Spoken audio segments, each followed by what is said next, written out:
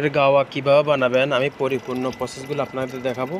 প্রথমে আমি ফিল্টার থেকে পানি নিচ্ছি, এরপরে পানিটা ভালো করে গরম করব। এই যে দেখেন পানিটি আমি গরম করতে বসে দিয়েছি, সুইচটা টিপ দিয়ে দিলাম, পানিটি এখন গরম হবে।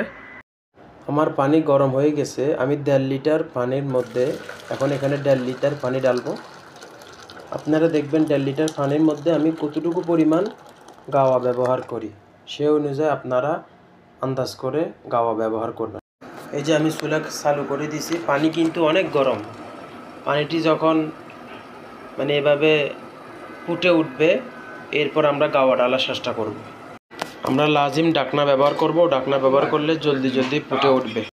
এই যে দেখতেছেন পানিটা এখন ফুটে উঠছে, আমি সেখানে গাওয়া দিব। কি পরিমাণ দিচ্ছি সেটা খেয়াল রাখবেন।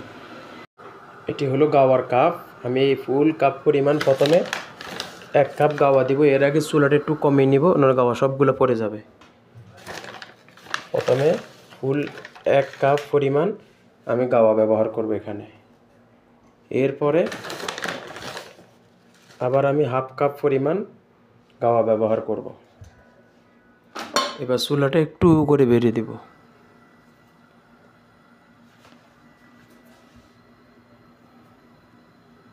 এইভাবে 10 থেকে 15 মিনিট পর্যন্ত আমি চুলার মধ্যে এই গাওয়াটি এভাবে করে গরম করব। ফুটতে ফুটতে প্রায় 15 মিনিট পর্যন্ত আমি ফুটাবো।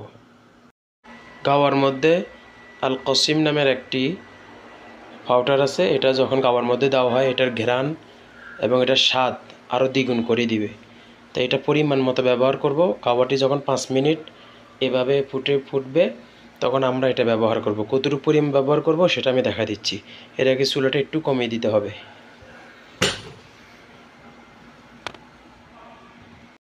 আমরা এরকম সেম 2 চামচ পরিমাণ পাউডার দেওয়ার চেষ্টা করব, আল কাসিম পাউডার।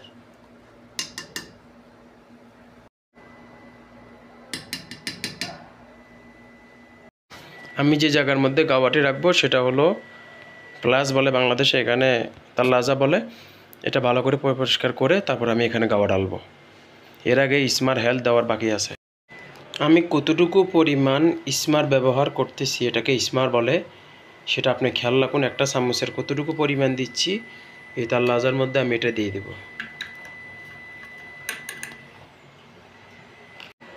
এরপরে দিব হেলথ, এটাকে হেলথ বলে।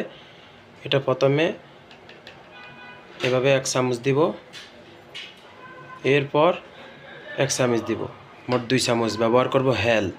স্মার 1 চামচের একটু কম, আর হেলথ 2 চামচের মতো ব্যবহার করব।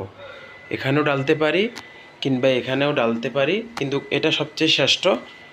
আপনি যে প্লাস আছে ওটার মধ্যে ডাললে এখানে ভালো, এখানে গাওয়া পরে ডাললে এখানে নিরাপদ, এখানে ভালো, এটাই অনেকে পছন্দ করে। গাওয়া অনেক মজা হয়। গাওয়া এখানে ডালার সময় অবশ্যই এই ধরনের ছাঁকুনিগুলো ব্যবহার করবেন।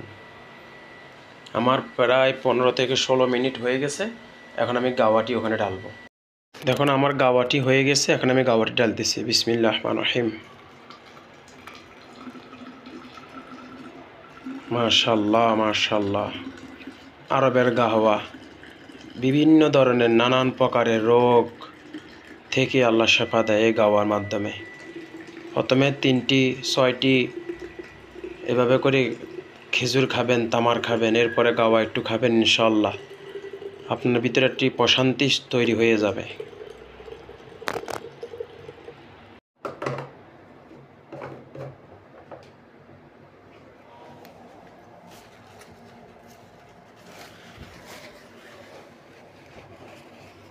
ক্লিন করে নেবেন, ভালো করে ক্লিন করলে ভালো।